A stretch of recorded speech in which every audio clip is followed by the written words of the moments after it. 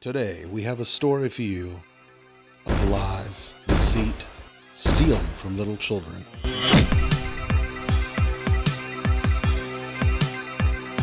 Welcome to What's Up with Wolf Bronski. I'm Wolf Bronski, and here's what's up. So this story today has me a little conflicted. On the one hand, you've got somebody stealing from little kids, and it was during the pandemic. $1.5 million. That's pretty hard to see how that could be okay. But she stole $1.5 million in chicken wings, which somehow it's harder to get angry about than a big bag of money. It's harder to be upset at this woman who was driving $1.5 million worth of chicken wings in a school cargo van to I don't know where. And then you find out it's this sweet, sweet old lady, little old lady. I don't know why people apparently they don't feel quite as sympathetic towards sweet big ladies or big sweet ladies or whatever. Although I do think there's a certain subset of the population who is into that. But anyway, she wasn't a big lady. She was a sweet little old lady, and her lawyer says she had a gambling addiction. It's really hard to decide how to feel about that. Am I angry? I don't know. Am I upset? I feel like I should be upset. This seems like the kind of thing where if you really want to go viral, you have to be like just really pissed off that somebody would steal from children. But it's chicken wings, you know? And also, I want to just bring something to your attention. This state of reporting today is terrible. I was curious. I heard about this, and I'm like, okay, so she's stealing over $1 million in chicken wings. We get it. She's using this cargo van. But what was she doing with them? I mean, it's not like you can just take them to the bank and say, hey, you got change for $1.5 million in chicken wings? You can't fit them in those little quarter rolls. What is she doing? She's setting up a street stand, like a little lemonade stand. She opened a wing stop. I don't get it. And nobody seems to be asking that question. Also, nobody talks about what she was gambling on. I mean, cockfighting? Would that be ironic? That'd be ironic. Is that ironic? I don't know. She like horse races? She doing like the dailies? The lottery? Remember video poker? They still have video poker? Anyway, you've got this lady. So it's a sweet little old lady. And she steals $1.5 million in chicken wings. And you know the state, the prosecutors, they were playing up the fact that she was stealing from these children during the pandemic. Stealing from kids. Grabbed the chicken wings right out of their mouths. And you know what else? How safe do you think it was to eat those chicken wings? I wonder if there was just like a spate of food poisoning.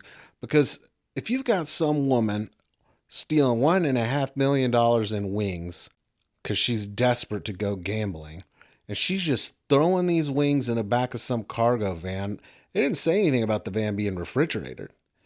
And we don't know what she was doing with them. For all we know, she was driving them across state lines to sell them to a Zaxby's. Very strange. It's a strange story. And I'm conflicted. I don't know how to feel. I don't know what to think. But they gave her 9 years. And that's hard to believe. Like 9 years? She stole some chicken wings. A lot of chicken wings, but they were chicken wings. I don't know at what point, how much money worth of chicken wings would it have to be before I felt like, oh, we got to get her. You know, like if somebody said, oh, a sweet little old lady stole $1 billion in chicken wings. Would I be angrier? I don't think so. In fact, the more I think about it, if somebody told me like, you know, a big, mean young man with a little pencil-thin mustache and some very aggressive tribal tattoos stole $1 trillion in chicken wings. I still find it very hard to believe that I would care. How do you care about something like that? Chicken wings. And really, it's a public school. She's stealing from the government. You know, she's stealing from the man. The prosecutors, to be able to get that 9 years, they had to frame this thing real well. They had to say, you know, she was stealing from kids. It's the pandemic. I mean, I remember we got free food during the pandemic for our kids, and it was like, you know, that was nice. But it wasn't the kind of situation where I feel like they were going to run out. They just keep getting more. It's probably good for the economy. Get some of that money back from the government and into the economy. She was doing us a service. But the problem is she was doing us a service, not the government. So they locked her up for 9 years. She probably won't do all of that, I don't think. I don't know if it was a state thing or a federal thing.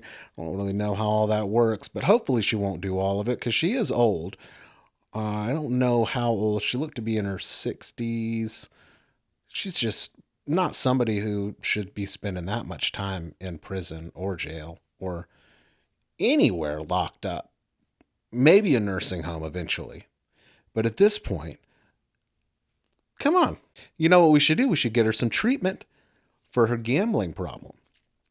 Now, I will tell you, Chris Jones offered to pay the $1.5 million if they would let her go. And that is I would say it was noble, but he went to Mississippi State. So I know he has some ulterior motive, there's some nefarious purpose behind that. But I like the sentiment. I just worry about letting him do it.